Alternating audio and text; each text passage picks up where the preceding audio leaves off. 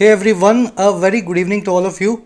Hopefully आप सभी बच्चे अच्छे होंगे, कोविड 19 से बचे होंगे। फर्स्ट एडिटोरियल द हिंदू का आज कवर करेंगे जो कोविड 19 पे लिखा हुआ है। एकदम डेजा वू वाली फीलिंग आ रही है इस आर्टिकल को पढ़ के। मैं आपको बताऊंगा क्यों। डेजा वू का मतलब होता है आपको कभी ऐसी फीलिंग आए कि ये सब कुछ आप ऑलरेडी फील कर चुके हो। तो ऐसा ही एक आर्टिकल हमने 4-5 साल पहले 2020 में जनवरी में कवर किया था। चैनल बिल्कुल नया था।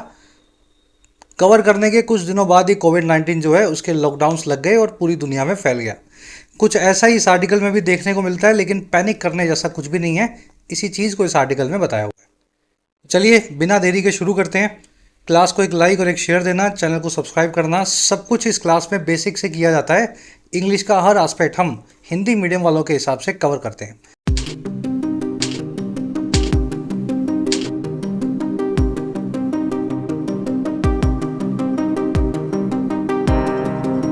कह रहा है रेडीनेस नॉट पैनिक।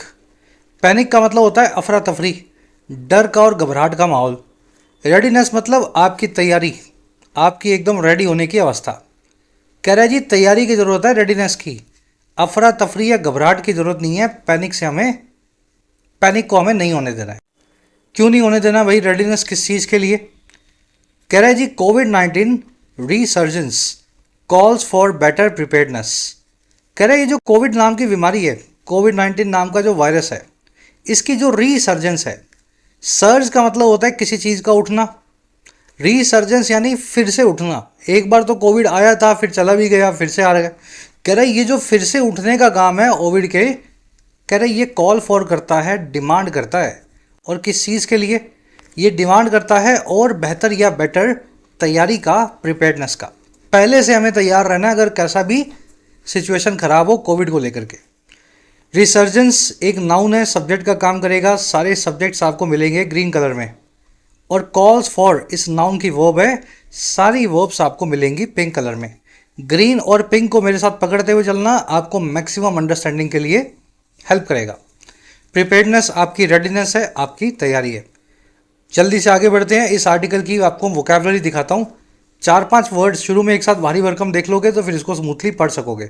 देखिए यूट्यूब पे तो अपनी क्लासेस आ ही रही हैं। इन क्लासेस के साथ साथ अगर स्ट्रक्चर्ड वे में आप अपने एग्जाम की प्रिपरेशन करना चाहो तो मेरी गाइडेंस में आप कर सकते हैं। ऐप के ऊपर YT your English tutor app, आपकी अपनी ऐप, कमेंट सेक्शन में इसका लिंक दिया गया है। English unlocked course full fledged चल रहा है। 10 दिन पहले कोर्स लॉन्च हुआ है। 2025 और 26 का हर एग्जाम का इंग्लिश का पोर्शन इस कोर्स में कवर्ड है। बिल्कुल बेसिक ग्रामर से चलेंगे और आगे बढ़ते हुए रीडिंग तक, कॉम्प्रीहेंशन तक, वोकैब तक, और एग्जाम के रेलिवेंट जितने भी क्वेश्चंस होते हैं 125-150 घंटे के इस कोर्स के अंदर सब चीज़ें कवर्ड हो जाएंगी। फायदा ले सकते हैं इस कोर्स का। कोर्स अभी लॉन्च हुआ है। यूज़ करें कूपन अनलॉक्ड को ताकि आपको कम फी के अंदर कोर्स मिल सके। इसी के साथ में ऐप पे आपको मिलेगा हमारा सुपर हिट राइटिंग का कोर्स। इस कोर्स में आपको लिखना सिखाया जाता है 50 घंटे में।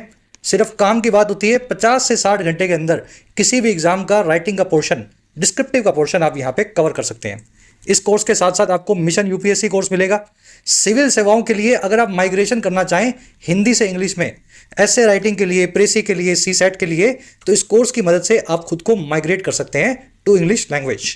कोई भी क्वेरी हो ऐप से रिलेटेड, ये नंबर है व्हाट्सएप का, इस नंबर पे आप टीम से बात कर सकते हैं। ऐप का लिंक कमेंट सेक्शन में गिवन है। ऑलराइट, वो कैब शीट है अपनी, थोड़ी जूम इन कर दूं इसको। पहला जो वर्ड है अपने पास है ऑब्फस्केट। चीज़ों को अनक्लियर बनाना, धुंधला बनाना, ये कहलाता है ऑब्फस्केट करना। अब ये ऑब्फस्केट क्यों करते हो आप? ऑब्फस्केट बोलते हैं इसको। ये आप इसलिए करते हो ताकि वो चीज़ किसी को समझ में ना आए, आप लोगों को मिसलीड कर सकें, गुमराह कर सकें, कंफ्यूज कर सकें। जैसे कोई आंकड़ा है, कोई रिजल्ट है, कोई रिपोर्ट है, सरकार उसको जानबूझ करके ऐसा लिख करके देती है कि लोग समझ ना पाएँ। इसी को बोलते हैं अंग्रेजी में ऑब्फस्केट करना। The politician tried to obfuscate the issue with vague answers. Politician ने कोशिश किया कि वो ऑब्फस्केट करे या धुंधला करे इस पूरे इशू को। और कैसे करे? बहुत ही वेग आंसर्स के साथ में। वेग का मतलब होता है जिनका कोई सर पाँव ना हो। जवाब दे भी दिया और नहीं भी दिया, मतलब जवाब आवा किसी को समझ ही नहीं आया। तो इस तरह से लोग ऑब्फस्केट किया करते हैं, चीज़ों को धुंधला बनाते हैं। बार बार इसमें मिसलीड वाला वर्ड मैं बोल रहा हूँ क्योंकि चीज़ों को एक तो धुंधला बनाना होता है, एक इसलिए बनाना ताकि आप सामने वाले को गुमराह करें। यहाँ पे वो वाला मीनिंग फील होगा आपको। चलिए इसकी नाउन फॉर्म देखेंगे, ऑफस्केट की, ऑफस्केशन। अगला वर्ड अपने पास डेबिलिटेट, ये भी एक वर्ब है। डेबिलिटेट का मतलब है कमज़ोर बनाना किसी चीज़ को, और ऐसा कमज़ोर बनाना कि वो अपाइज जैसी फील करने लगे। जैसे protracted strikes have debilitated the industry. Protracted मतलब लंबी खिंची हुई हड़ताल, लंबी खिंची हुई हड़तालों ने डेबिलिटेट कर दिया है, कमज़ोर या अपाइज बना दिया है पूरी इंडस्ट्री को। चलिए ये वर्ड आर्टिकल में देखेंगे, इसकी एडजेक्टिव फॉर्म है डेबिलिटेटिंग, कमज़ोर या अपाइज बनाने वाली कोई चीज़। कमज़ोर बनाने को weaken, impair, cripple, paralyse, undermine, hollow, है ना, इन सभी वर्ड से भी बताया जाता है। अगला वर्ड अपने पास डेलिब्रेट। डेलिब्रेट वर्ड पे लोगों को, बच्चों को बड़ी कन्फ्यूजन होती है, क्योंकि इस वर्ड की दो फॉर्म्स हैं, पहली है एडजेक्टिव और दूसरी है वर्ब। एडजेक्टिव फॉर्म में डेलिब्रेट का मतलब होता है जानबूझ के किया हुआ कोई काम, और वर्ब फॉर्म में डेलिब्रेट का मतलब होता है विचार विमर्श करना, किसी चीज़ पे गहराई से सोचना या बातचीत करना। जैसे चार लोग घर के बड़े बैठ करके किसी मुद्दे पे बातचीत करते हैं, तो वो डेबिलिटेट कर रहे होते हैं, डेलिब्रेट कर रहे होते हैं। डेबिलिटेट अलग वर्ड है, वो आपने देख लिया, कमज़ोर अपाइज बनाना। ये डेबिलिटेट नहीं है, ये है डेलिब्रेट। एडजेक्टिव फॉर्म में डेलिब्रेट का मतलब है जानबूझ के की हुई कोई चीज़। नाउन फॉर्म में इसका मतलब है किसी चीज़ पे विचार विमर्श, मंत्रणा या ख्याल करना। चलो अब दोनों तरीके से डेलिब्रेट को यूज़ करके दिखाता हूँ। पहले एडजेक्टिव फॉर्म में, that was a deliberate attempt. ये जानबूझ के कि किया हुआ एक अटेम्प्ट था, और क्यों? To mislead the audience, audience को गुमराह करने का, मिसलीड करने का जो भी काम था वो डेलिब्रेट अटेम्प्ट था। चलो दूसरा वर्ब फॉर्म में देखो, we need time to deliberate on this proposal. हमें ज़रूरत है वक्त की, गहराई से सोचने या बातचीत करने के लिए इस प्रपोजल पे, इस ऑफर पे, है ना, हमें वक्त चाहिए, हम सोचेंगे फिर बताएंगे। तो to deliberate on the proposal. चलो अगर एडजेक्टिव फॉर्म में देखोगे, जानबूझ के किए हुए की बात करोगे, तो ये सारे सिनोनिम है। जानबूझ के किया हुआ, पर्पसफुल, कैलकुलेटेड, या डी लगा लेना, कैलकुलेटेड बनेगा, ठीक है। प्री मेडिएटेड, जो आपने पहले से सोचा हो, प्री मेडिएटेड, है ना। वर्ब फॉर्म में गहराई से सोचने के लिए पॉन्डर, रिफ्लेक्ट, मल, कंटेम्पलेट या कंसीडर। चलिए लास्ट वर्ड अपने पास वारंटेड, लास्ट का सेकंड लास्ट है। देखिए वारंटेड यानी जरूरी, और इसके आगे अन लगा दिया, अनवारंटेड यानी गैर जरूरी। तो आज अब अनवारंटेड नाम का वर्ड आर्टिकल में देखेंगे, पर वारंटेड भी आपको पता होना चाहिए, जरूरी और गैर जरूरी। Police brutality in the case was totally unwarranted. Police की जो ब्रुटैलिटी थी, मारपीट थी, वो इस केस में पूरे तरीके से अनवारंटेड था या गैर जरूरी था। अनवारंटेड को नीडलेस या अननेसेसरी भी बोल सकते हैं, और इसके लिए एक एडवांस वर्ड है ग्रेट्यूटस, जिस चीज़ की ज़रूरत ना हो, हिंदी बोलते हैं ना फालतू का, बिना फालतू का, तो ग्रेट्यूटस होता है वो, या अनवारंटेड का सिनोनिम है। चलिए ये वर्ड आर्टिकल में आएगा। लास्ट वर्ड है अपने पास कोमॉर्बिडिटी, बड़ा इंटरेस्टिंग वर्ड है। मॉर्बिड का मतलब है बीमार, मॉर्बिडिटी एक नाउन है, मतलब बीमारी। कोमॉर्बिडिटी एक ऐसी कंडीशन है जब एक से ज़्यादा भयंकर बीमारियां आपको एक साथ हैं। को एग्जिस्टेंस ऑफ टू और मोर डिजीजेज इज कोमॉर्बिडिटी। जैसे कोई आदमी मोटा भी है और साथ में उसको शुगर भी है, या किसी को हाइपरटेंशन भी है और साथ में कोई और बीमारी भी है। तो ऐसे दो दो तीन तीन बीमारियां जब किसी को साथ में होती हैं, वो बीमारियों की सिचुएशन कहलाती है comorbidity. People with comorbidities such as diabetes and blood pressure should get vaccinated first. वो लोग जिनको भयंकर बीमारियां एक साथ हैं, कोमॉर्बिडिटीज़ हैं, जैसे कि उनको डायबिटीज़ भी है और ब्लड प्रेशर भी है, इन लोगों को सबसे पहले वैक्सीनेट करवा लेना चाहिए, खुद के टीकाकरण करवा लेना चाहिए। चलिए ये word comorbidity use see in the article today. 5 words हैं, डिटेल में हो गया अगेन, वो कैब अच्छी है, हैवी है। अब आ जाओ आर्टिकल पे एक समरी आपको दें। समरी कुछ भी नहीं है, आपने पढ़ा होगा, सुना होगा न्यूज़ में, कोविड-19 के केसेस फिर से मिल रहे हैं, लेकिन अभी वो केसेस हज़ारों में हैं। देश की पॉपुलेशन है 140 करोड़, जिसमें से 5,000 लोगों को कोविड है। मान लीजिए 5 को नहीं है, 50,000 को भी है, तो भी कोई बड़ी बात नहीं है। लेकिन ये बीमारी ऐसी है जो कभी भी फट पड़े, पता नहीं है इसका। आज 5,000 केस, कल 5 लाख बन जाए रातों रात, ऐसा भी हो सकता है। तो हमारा आर्टिकल कह रहा है कि इस चीज़ को सोच के पैनिक बिल्कुल नहीं करना है। ऑलरेडी अपना सबक हम ले चुके हैं पिछले 3-4-5 सालों में। अब तो एक ही चीज़ की ज़रूरत है, पहले से हम तैयार रहें। कुछ भी गलत हो उससे पहले हमारे पास ऑक्सीजन, हॉस्पिटल्स, बेड्स, है ना, दवाइयाँ, रेमडेसिविर, सब चीज़ें हमारे पास पहले से रेडी हों। बस यही काम करने वाला है, इसी की चिंता हमें करनी चाहिए। आज की टोन है प्रैग्मेटिक या प्रैक्टिकल, एकदम व्यवहारिक होकर के बात कर रहा है कि बीमारी को तो आप नहीं रोक सकते, लेकिन बीमारी के लिए तैयारी आप जरूर कर सकते हो। प्रैग्मेटिक टोन है, साथ में कॉशियस भी है, सावधानी बरतने को बोल रहा है, हल्के में नहीं लेना है इस बीमारी को, चाहे केसेस कम भी हों। चलिए अब शुरू करते हैं। फर्स्ट पैराग्राफ आपके सामने है, आराम से वीडियो कर लो पॉज, पहले खुद से मीनिंग निकालो इसका, फिर मैं आपके साथ में पढ़ता हूं।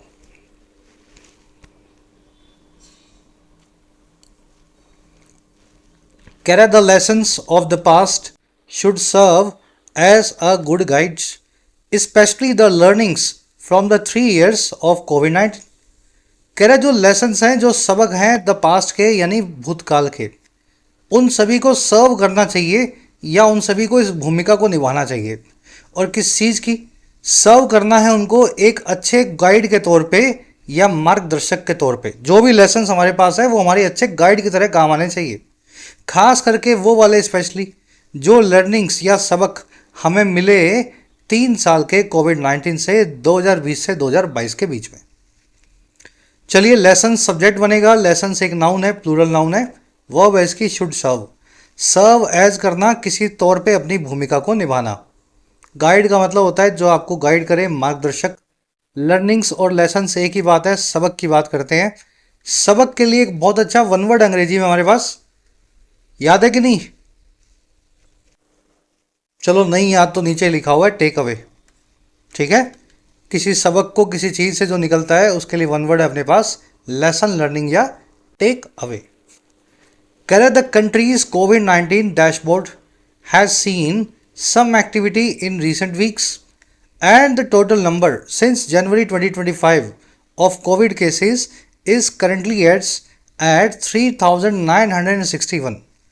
कह रहे जो हमारा कंट्री का कोविड-19 डैशबोर्ड है, डैशबोर्ड तो आपको पता ही होगा, रोज़ सरकार सुबह अपडेट करती है, इतने केस आए, इतनी डेथ्स हुई, इतने डिस्चार्ज हुए। तो हमारा जो ऑनलाइन डैशबोर्ड है कोविड-19 का ट्रैकर है, ऐसा समझ लो, वो देख चुका है, हैज़ सीन, कुछ एक्टिविटी को या कुछ हलचल को पिछले कुछ हफ्तों में, यानी उस डैशबोर्ड में नए केसेस हमें देखने को मिल रहे हैं। और जो टोटल नंबर है ना, या फिर जो कह दे कि आंकड़ा है, और कब से? जनवरी 2025 से। और आंकड़ा किस चीज़ का है? कोविड के केसेस का है। वो करंटली है 3,961 का। और ये कब है भाई? As on June 2, 2025 8 AM। ये बात कर रहा है इस वक्त या इस दिन की या इस मोमेंट की, 2 जून 2025 को सुबह 8 बजे। तो सुबह 8 बजे 2 जून को, यानी कल, 3,961 केस कोविड के देश में थे। कह रहा जी and the number of deaths recorded as 32। और जो नंबर ऑफ डेथ्स हैं वो रिकॉर्ड की गई हैं, उन पर उनका रिकॉर्ड में लिखा गया है आंकड़ा 32 का, यानी 32 मौतें जो हैं कोविड से इस साल में हो चुकी है। ठीक है, चलो सेंटेंस लंबा है लेकिन स्ट्रक्चर देख लो फटाफट। डैशबोर्ड आपने देख लिया, ऑनलाइन ट्रैकर को बोलते हैं। वर्ब है इसकी हैज़ सीन, ये ट्रैकर देख चुका है कुछ एक्टिविटी या हलचल को। टोटल नंबर की वर्ब है इज़, और यहाँ पे द नंबर की वर्ब है इज़ रिकॉर्डेड। दूसरी बार इज़ को नहीं लिखा गया क्योंकि इज़ ऑलरेडी पहले लिखा हुआ था आपने, ठीक है ना। Number is currently at 3,961 and the number of deaths is recorded as 32। चलिए आगे बढ़ते हैं। अब एक ग्रामर कॉन्सेप्ट करवाऊंगा आपको, बड़ा लॉजिकल कॉन्सेप्ट है, लॉजिक से बाद में बताता हूँ, पहले आप कॉन्सेप्ट देख लो। देखिए, कभी कभी आपको नंबर नाम का नाउन मिलेगा, उसकी वर्ब होगी सिंगुलर, और कभी कभी नंबर नाउन का नाउन मिलेगा, उसकी वर्ब होगी प्लूरल। जैसे कि इस केस में देखो, टोटल नंबर है तो नंबर ही, नंबर की वर्ब है सिंगुलर, कभी कभी प्लूरल मिलेगी। तो आप कैसे डिसाइड करोगे नंबर सिंगुलर है या प्लूरल है? आपको डिसाइड करना है नंबर के पहले क्या लिखा हुआ है इस चीज़ से। अगर द नंबर के आगे पहले द लिखा हुआ है, बीच में कोई एडजेक्टिव आ सकता है, जैसे the total number, the exact number, बीच में टोटल एग्जैक्ट कोई भी एडजेक्टिव लग जाए।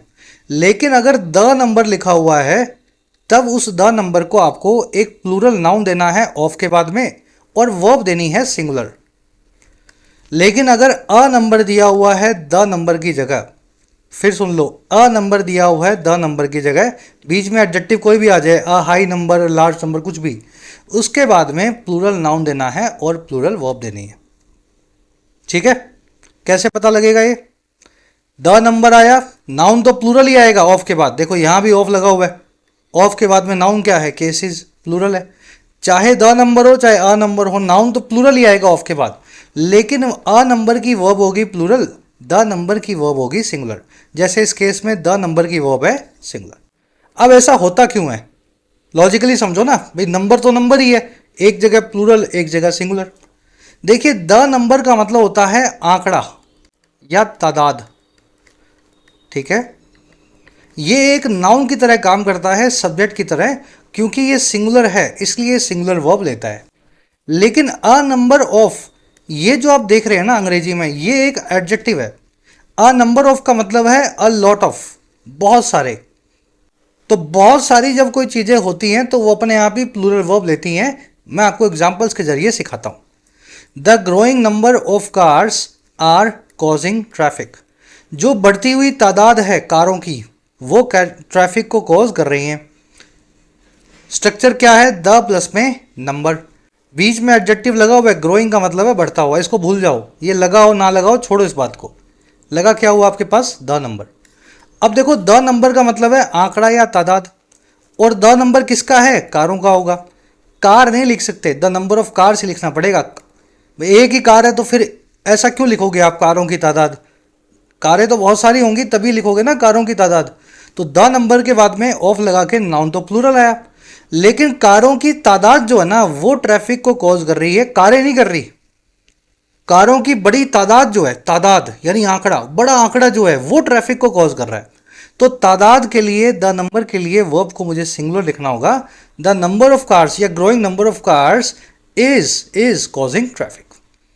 अब दूसरा वाला देखो, a small number of players is absent today. एक छोटी तादाद जो है प्लेयर्स की, वो आज एब्सेंट है, वो आज गैर हाजिर है। क्या तादाद गैर हाजिर हो सकती है? मान लीजिए प्लेयर है 5, क्या ये 5 का आंकड़ा गैर हाजिर हो सकता है? समझ पा रहे हो मेरी बात को? अ नंबर ऑफ जो है वो एक एडजेक्टिव है, नाउन की तरह बिहेव नहीं करता है, अपने बाद में रखे हुए नाउन को मॉडिफाई करता है। A small number of players जो आपने लिखा है, छोटी तादाद में प्लेयर्स गैर हाजिर है आज, प्लेयर्स प्लूरल ही होगा और वर्ब भी अ नंबर ऑफ के बाद में प्लूरल होगी, आर एब्सेंट टुडे। तो अगर इस लॉजिक से समझ पाओ तो समझ लेना, नहीं तो याद रखना चाहो तो याद रख लो। द नंबर के बाद में वर्ब प्लूरल सिंगुलर आएगी, अ नंबर के बाद में वर्ब प्लूरल आएगी। बीच में कोई एडजेक्टिव लगाओ उसको माइंड नहीं करना है, लगने दो, लगाओ तो दोनों अपने बाद में, ऑफ के बाद में नाउन को हमेशा प्लूरल लेते हैं। चलिए लास्ट क्वेश्चन दे रहा हूं आपको। The exact number of complaints are unclear but a significant number has been resolved.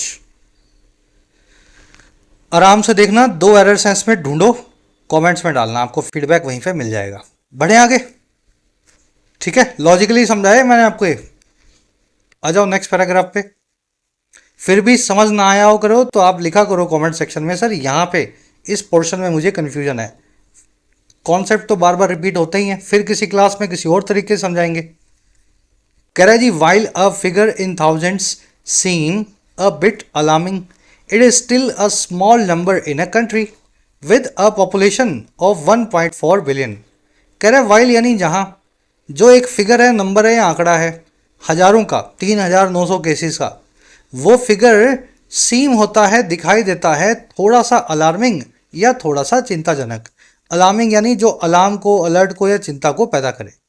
कह रहे वहीं पे ये अभी भी स्टिल या अभी भी एक छोटा सा नंबर है, आंकड़ा है, एक ऐसे देश में, भारत में, कंट्री में, जिसकी पॉपुलेशन है 1.4 बिलियन से ज़्यादा, 140 करोड़ से ज़्यादा। अ फिगर की वर्ब है सीम्स, इट की वर्ब है इज। इट आया है इस फिगर के लिए। अलार्मिंग का मतलब होता है जो चिंताजनक हो। कह रहा है it is also important to take a look at the full picture. कह रहा है और ये चीज़ भी बड़ी इंपॉर्टेंट है, ज़रूरी है कि आप टेक अ लुक करें, आप पूरी तरीके से नज़र मारें, नज़र डालें, और किस पे?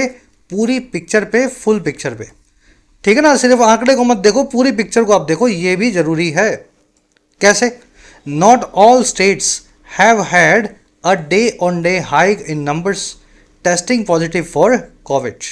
And the hikes are still in the single low or low double digits. कह रहा है कि सभी की सभी स्टेट्स ने नहीं, नॉट ऑल का मतलब है सबकी सब नहीं, कुछ एक तो हैं लेकिन सबकी सब नहीं। कह रहा है जी सबकी स्टेट्स ने नहीं या राज्यों ने नहीं रखा है या हैव किया है डे ऑन डे हाइक को, हर रोज बढ़ते हुए इजाफे को। हाइक का मतलब होता है इजाफा, तो हर राज्य में इजाफा नहीं हुआ है हर रोज। और ये इजाफा किस में नहीं हुआ है, नंबरों में, आंकड़ों में नहीं हुआ है, उन लोगों का जो टेस्ट कर रहे हैं पॉजिटिव, जिनका टेस्ट आ रहा है पॉजिटिव कोविड का। कह रहा है और जो भी इजाफे हो रहे हैं, हाइक्स हो रही हैं, वो स्टिल जो हैं वो अभी भी हैं या तो सिंगल डिजिट में यानी 9 या 9 से कम, या लो डबल डिजिट में यानी कि 10, 11, 12, 15, 18, 19 के आसपास। डबल डिजिट तो 99 तक जाते हैं, लेकिन लो डबल डिजिट में है 10, 11, 12, है ना, ऐसा। तो ये पूरी पिक्चर आपको देखनी है। स्टेट्स की वर्ब है हैव हैड, हैव प्लस में V3 लगी हुई है हैव की। ये हैव जो है हेल्पिंग वर्ब है परफेक्ट टेंस में, और ये दूसरी जो हैव है मेन वर्ब है, उसकी V3 आएगी हैव के बाद, V3 हैड को आपने लगाया है। ये कॉन्सेप्ट मैं आपको अलग से करवा चुका हूँ ग्रामर सीरीज में। हाइक का मतलब होता है इजाफा, अगेन हाइक्स की वर्ब है आर। लो डबल डिजिट और सिंगल डिजिट आपने देख लिया। चलो अब इस नॉट ऑल वाले कॉन्सेप्ट को देख लो, बड़ा लॉजिकल कॉन्सेप्ट है। देखिए सेंटेंस ऐसा बना हुआ है all candidates are not going to crack this exam. इसका मीनिंग ये है सभी कैंडिडेट्स क्रैक नहीं करने वाले हैं, पास नहीं करने वाले हैं इस एग्जाम को। हिंदी में बिल्कुल सही लग रहा है सुनने में। सब के सब कैसे कर लेंगे भाई, कोई मेरिट बनेगी, कुछ कट ऑफ बनेगी, 10, 5, 15 जितनी सीट्स होंगी उतने लोग क्रैक करेंगे। हिंदी में बिल्कुल ठीक है, लेकिन इंग्लिश में ये सेंटेंस गलत है। क्यों? इसका मीनिंग ये निकला सबके सभी कैंडिडेट्स इस एग्जाम को पास नहीं करेंगे। मतलब 100 लोग बैठ रहे हैं और 100 में से एक भी पास नहीं होगा, तो फिर एग्जाम का मतलब नहीं हुआ ना कुछ। तो आपने मीनिंग ये देना था कि 100 के 100 जो हैं पास नहीं करेंगे, शायद 10, 12 करेंगे, 99, 80, 90 ना करें। लेकिन मीनिंग आपने ये निकाल दिया all candidates are not going to crack this exam, सबके सभी इस एग्जाम को पास नहीं करने वाले। तो इस कन्फ्यूजन को दूर करने के लिए याद रखें, ऑल के साथ में अगर नो या नॉट मिल जाए, नो या नॉट मिल जाए तो मोस्टली वो इनकरेक्ट ही होगा। जैसे इस केस में ये सेंटेंस तो सही है, लेकिन इसका मीनिंग वो नहीं है जो आप चाहते थे। समझ पा रहे हो ना? ये मीनिंग तो भाई टेक्निकली तो सही है, मान लो सबके सब फेल हो जाए, लेकिन आप चाहते नहीं हो ना ऐसा। लॉजिकली तो ऐसा कोई एग्जाम नहीं होगा जिसमें सब फेल हो रहे हैं। तो ऑल के साथ में नॉट या नो लगा हो तो याद रखें ये मोस्टली इनकरेक्ट ही होता है, मीनिंग इसका बहुत अजीब होता है। सही कैसे करना है? आपका एग्जामिनर चाहता है कि आप ऑल नॉट को नॉट ऑल लिखें। आप इस सेंटेंस को ऐसा बनाएं, इस नोट को उठाएं और यहाँ लिखें not all candidates are going to crack this exam. 100 के 100 नहीं करेंगे, 10, 12 करेंगे, 80, 88 ना भी करें, नॉट ऑल।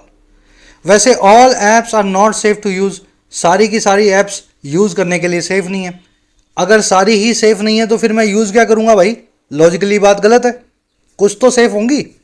तो कुछ तो सेफ है, इसलिए मैं ऐसा ना लिख करके लिखूंगा not all apps are safe to use.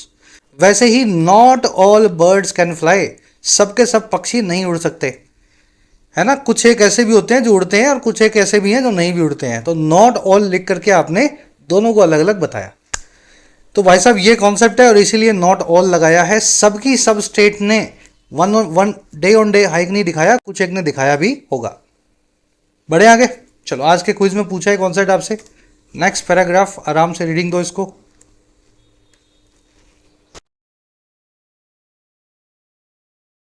चलिए, कह रहा है also the 2188 people have been discharge since, underlining that what experts have been saying as the curve rose this year.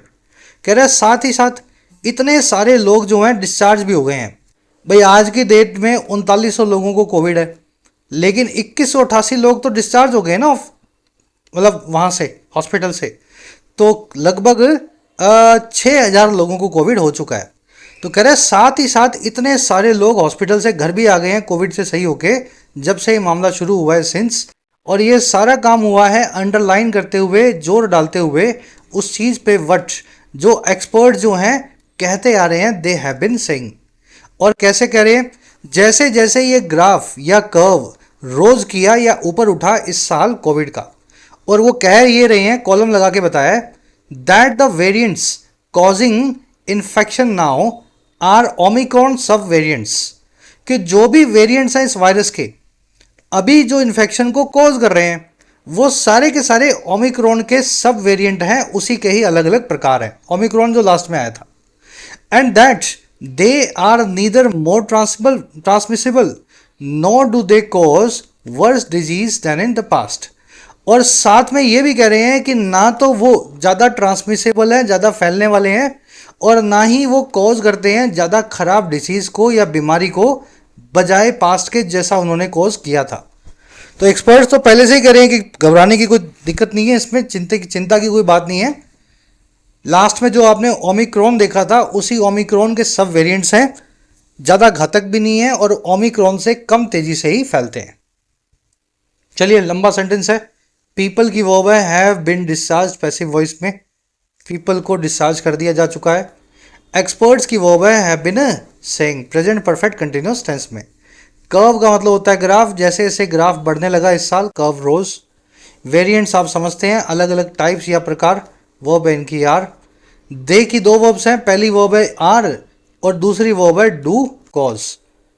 समझ पा रहे हो, यहाँ दे फिर से लगाया हुआ, लगाने की जरूरत नहीं थी। नीदर नोर से दोनों वर्ब्स को जोड़ा जा सकता था। चलो, कह रहे जी while panic and anxiety might be unwarranted, a sense of caution and precautionary approach are advisable.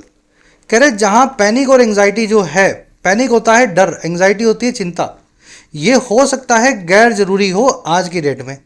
वहीं पे एक सेंस या भावना जो है कॉशन की या समझदारी की, चेतावनी की, और साथ में प्रिकॉशनरी अप्रोच की। प्रिकॉशन आप समझते हैं पहले से ही तैयार हो जाना, किसी चीज़ को लेके सावचेत हो जाना। कह रहे ये जो सेंस है ना प्रिकॉशन कॉशन का और एक प्रिकॉशनरी अप्रोच जो है ये बहुत एडवाइजेबल है, इनकी आपको खूब है ना एडवाइस दी जा रही है। कह रहा है particularly for those with vulnerabilities and comorbid conditions, खास करके पर्टिकुलरली उन लोगों के लिए जिनमें या तो कोई वल्नरेबिलिटी है, कोई कमजोरी है, या फिर जिनमें कोई कोमॉर्बिड कंडीशन है, एक से ज़्यादा बीमारियां ऑलरेडी वो पाल के बैठे हैं, तो इन लोगों को ज़्यादा कॉशियस रहना चाहिए। चलिए, पैनिक एंड एंग्जाइटी, डर और घबराहट दोनों की वर्ब है might be. Unwarranted, ग्रेचुइटस, groundless, unnecessary, गैर जरूरी। सेंस ऑफ कॉशन और अप्रोच दोनों की वर्ब है आर, इन दोनों की आपको सलाह दी जाती है। कोमॉर्बिड आप देख चुके हैं, वल्नरेबिलिटी होती है आपके अंदर की कमजोरियां। कह रहा है experience from pandemic is that people with other pre existing comorbidities are disproportionately affected by कोविड-19 इन्फेक्शन। कह रहा है जो हमारा अनुभव था इस पैंडेमिक से पिछले 3 सालों में, वो एक्सपीरियंस ये है कि वो लोग जिनकी पहले से ही एग्जिस्ट करने वाली कोई बीमारी है, कोमॉर्बिडिटीज़ है, वो गैर जरूरी तौर वो बहुत बड़े तरीके से डिस्प्रोपोर्शनेट मैनर में अफेक्टेड होते हैं, प्रभावित होते हैं कोविड-19 के इन्फेक्शन से। डिस्प्रोपोर्शनेटली मतलब प्रोपोर्शन से बाहर। मान लीजिए आपको कोई बीमारी नहीं है तो आपका कोविड होने का चांस, एग्जांपल ले लें, 10% है। एक बीमारी है तो चांस आपका 50% है, और अगर 2 बीमारियां हैं तो चांस जो है 99% है। तो ये चीज़ें प्रोपोर्शन में नहीं बढ़ रही हैं, समझ पा रहे हो। डिस्प्रपोर्शनेट जो है तरीके से आपका कोविड का खतरा बढ़ता जा रहा है। तो ये जो कोविड है इस तरीके से बीमार लोगों को, पहले से बीमार लोगों को प्रोपोर्शन से हटके या फिर संतुलन से बाहर निकल करके अफेक्ट करता है। ठीक है, तो एग्जाम्पल आपको दिया है इस वर्ड को समझाने के लिए। चलिए, एक्सपीरियंस की वर्ब है इज, एक्सपीरियंस है आपका अनुभव। पीपल की वर्ब है आर अफेक्टेड, ठीक है, पैसिव वॉइस में। नेक्स्ट पैराग्राफ,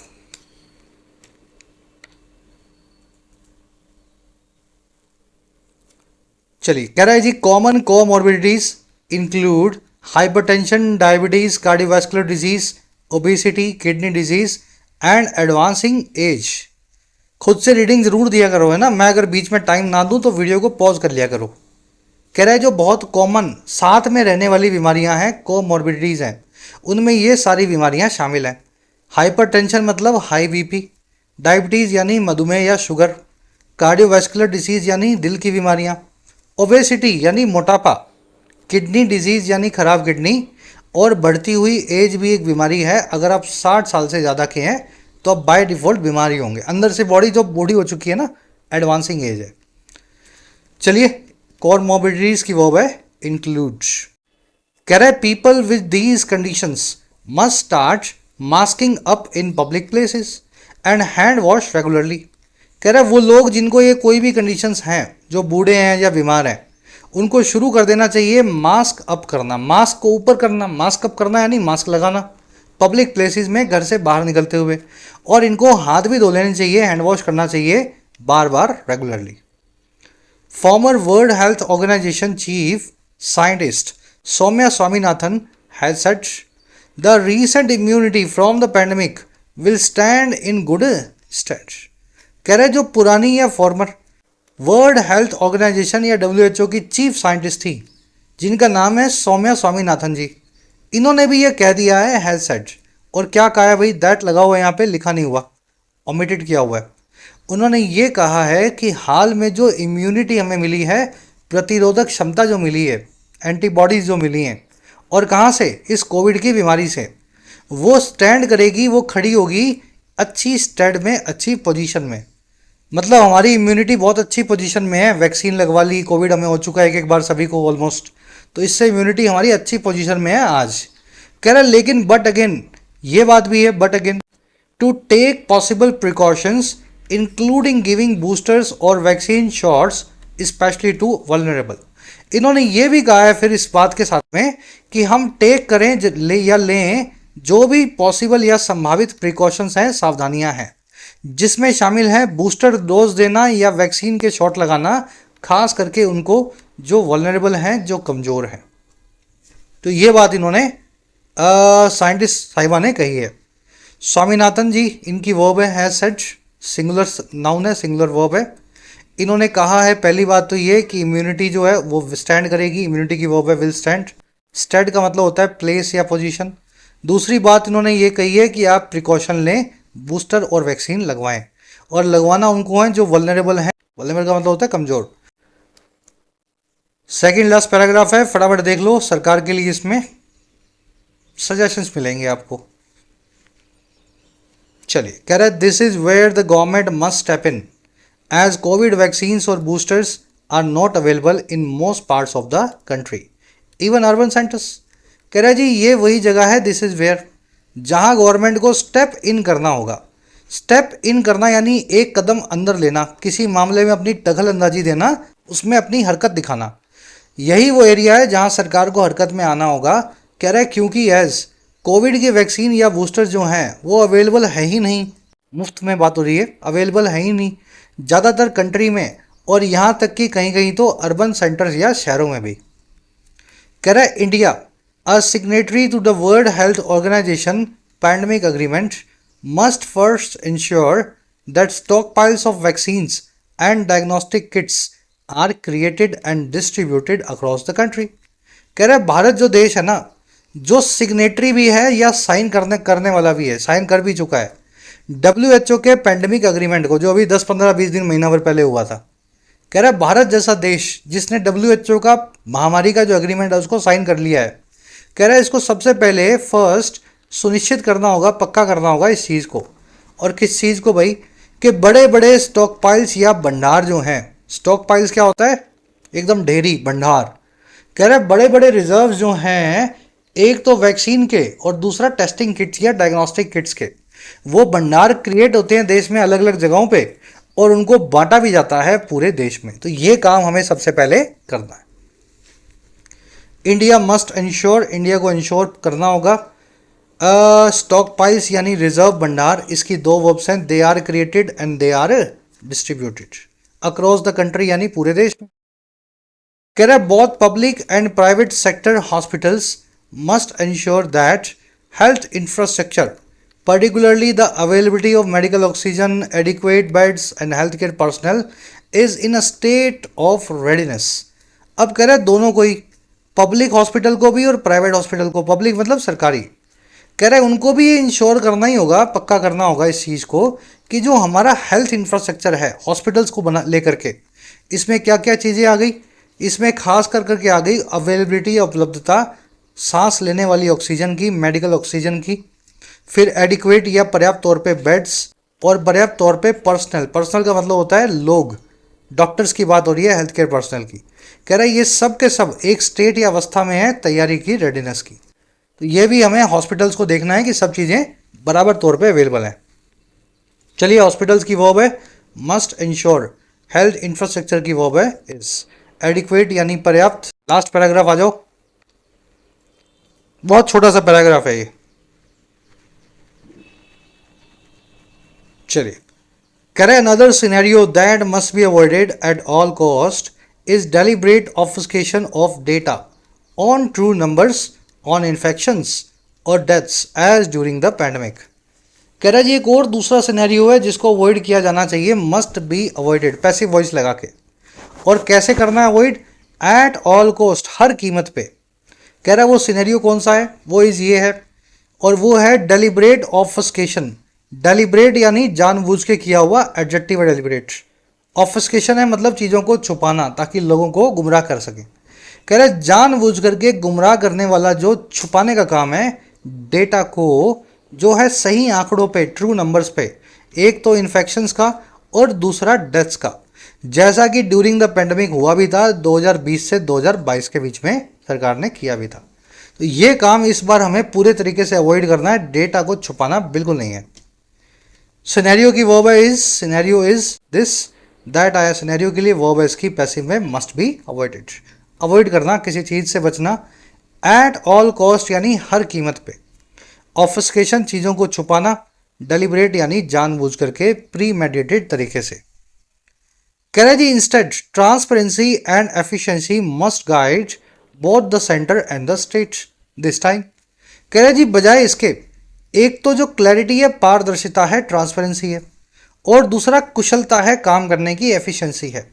इन दोनों चीज़ों को गाइड करना चाहिए या मार्गदर्शक बनना चाहिए हमारी केंद्र और राज्यों की सरकारों का इस दफ़ा, दिस टाइम। और कैसे बनना है? Irrespective of how the Covid curve behaves, बिना इस चीज़ को तवज्जो दिए, इररिस्पेक्टिव ऑफ कैसे कोविड का ग्राफ या कर्व इस बार बिहेव करता है, कैसे वो बढ़ता या घटता है। ठीक है ना? तो ट्रांसपेरेंसी एफिशिएंसी के हिसाब से देश और सरकारों को चलना चाहिए। इररिस्पेक्टिव ऑफ मतलब रिगार्डलेस ऑफ, बिना इस चीज़ को तवज्जो दिए। कोविड कर्व की वर्ब है बिहेव्स, कर्व का मतलब होता है ग्राफ। कह रहा है but panic is not the same as preparedness. कह रहा है लेकिन ये भी है, पैनिक या घबराहट जो है वो बिल्कुल वैसी नहीं है, सेम नहीं है जैसी कि तैयारी होती है, प्रिपेयर्डनेस होती है। One is debilitating, the other is enabling. इन दोनों में से एक जो है वो आपको अपाहिज बनाने वाली है, डेबिलिटेट या कमज़ोर बनाने वाली है, जबकि जो दूसरी है वो आपको सक्षम, पावरफुल या इनेबल करने वाली है। समझ गए ना? तो पैनिक आपको घबराहट देगा या घबराहट आपको कमज़ोर बनाएगी, लेकिन प्रिपेयर्डनेस या तैयारी आपको इनेबल करेगी, सक्षम बनाएगी, कॉन्फिडेंस देगी। चलिए, पैनिक की वर्ब है इज, वन की वर्ब है इज, है ना, डेबिलिटेटिंग यहाँ पे एडजेक्टिव है, अदर की वर्ब है इज, इनेबलिंग यहाँ पे एडजेक्टिव है। चलिए रैप अप करें क्लास को। क्लास का आर्टिकल थोड़ा लंबा था आज का। आ जाओ अपने क्लोज टेस्ट पे, आज आपको सॉल्व करवाएंगे। वीडियो को पॉज करना है, 4 ब्लैंक्स हैं आपके पास और लगभग 8 वर्ड्स हैं। इन चारों ब्लैंक्स में, इन 8 वर्ड्स में से 4 को फिट करना है, और इस तरीके से फिट करो कि मीनिंग निकले, ग्रामर भी सही हो।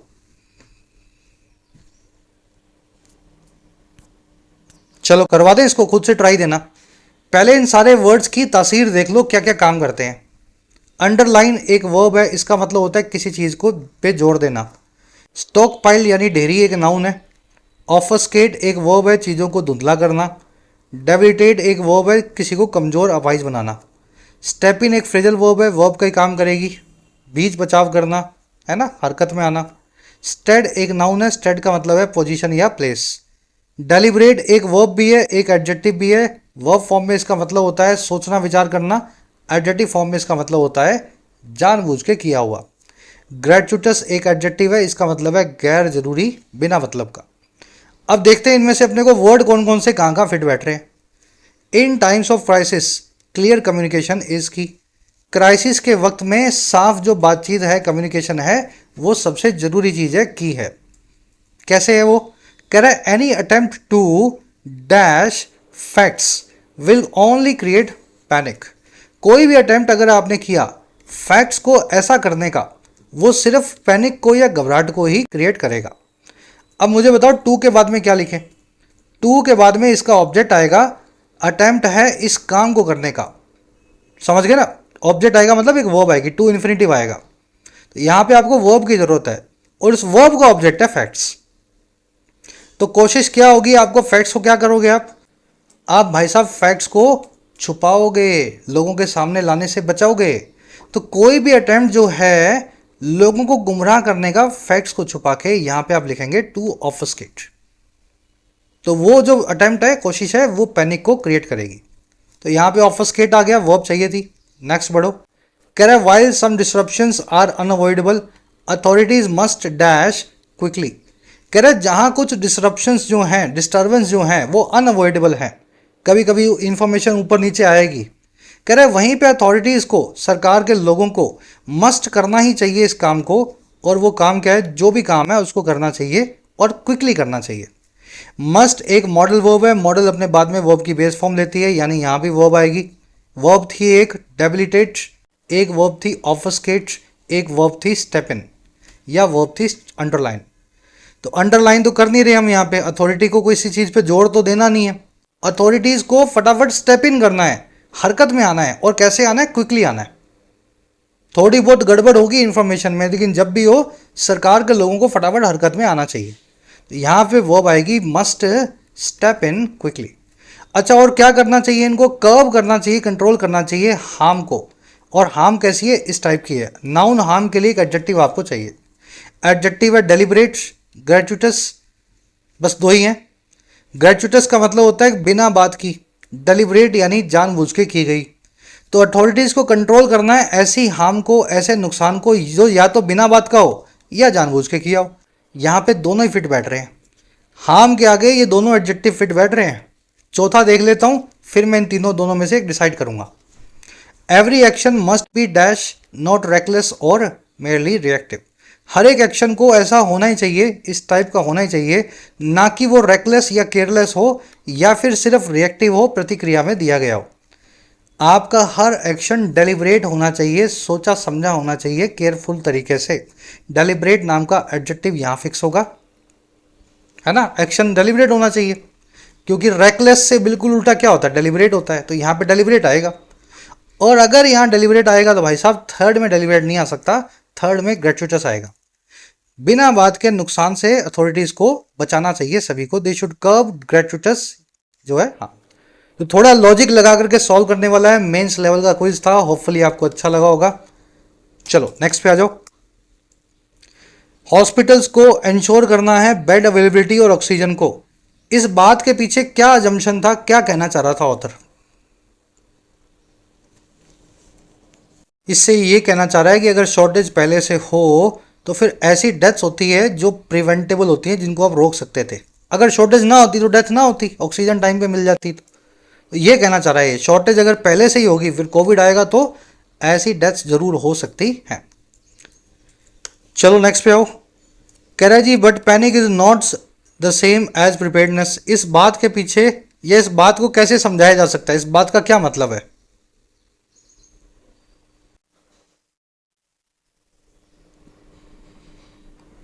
इसका मतलब ये है कि आपको पैनिक नहीं करना है, इमोशनल ओवर रिएक्शन नहीं देनी है कोविड से डर के। आपको रैशनल तरीके से या लॉजिकल तरीके से प्रिपरेशन करनी है ना। पैनिक और प्रिपेयर्डनेस दोनों अलग चीज़ें हैं। तैयार होना अलग बात है और घबराना अलग चीज़ है। तो आपको घबराना नहीं है, तैयार करना है खुद को रैशनल तरीके से। छठे का आंसर है सी। चलिए 4 क्वेश्चन हैं लास्ट में। 4 एरर्स जो आपने सीखी हैं कॉन्सेप्ट, इस पर अप्लाई होंगे। वो नॉट ऑल वाला देख लेना, नंबर ऑफ वाला देख लेना, है ना, पर्सनल देख लेना। चलिए ये ऑल पर्सनल लिखा हुआ है, PERSONEL, ठीक है, देख लेना इसको क्या बनाओगे। आंसर्स फर्स्ट कमेंट में डाल दिए गए हैं। 7 से 10 तक चेक करके बताओ आउट ऑफ 10 कितने मार्क्स मिले। क्लास कैसी लगी आज की। कल की क्लास में आपसे मुलाकात होगी। Until then. और हाँ, ऐप को जरूर डाउनलोड कर लें। कमेंट सेक्शन में ऐप का लिंक दिया गया है। जो भी कोर्स आपकी नीड है, अफोर्डेबल प्राइस में आप अपने एग्जाम को प्रिपेयर कर सकते हैं, एसएससी, बैंकिंग, यूपीएससी या स्टेट पीएससी एग्जाम को। ये टीम का नंबर है, इस पर व्हाट्सएप करके आप टीम से बात भी कर सकते हैं अगर आपकी कुछ क्वेरीज हो।